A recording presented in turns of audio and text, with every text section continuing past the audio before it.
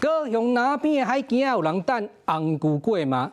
专家讲这叫做 Pullobranchus foscalia， 就福斯卡边翅海糯蛆啊，是这个翅生伫个边啊一种糯蛆啊，是德国人发现的，用生态学家 Foscari 的名来号名。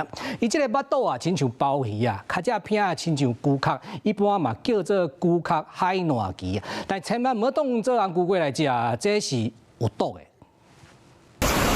伫咧海沙坡有一块扁片乌蓝色的物件，外形甲红骨粿淡薄仔像，敢讲是生果的红骨粿。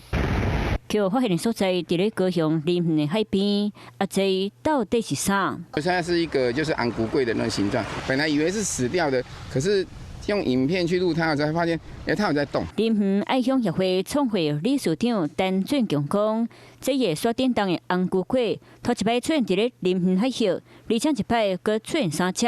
它都是属于在洋流、支流会带进来的这些物种。这3只这个福斯卡上来，其实我们是觉得很意外。这种海洋生物是一种海兔，身长会当达到差不多20公分，体色多变，灰浅黄色到紫红色的拢有，头壳顶有2支手，夜行性，而是尾伫咧石头骹，卖伫咧沙地咧扫，这是头一摆伫咧动地现身。像乌龟吧，我第一次看到。 来到林园海峡，甲大家见面的这种海兔，其实伊互动，若是吸到地形期过敏。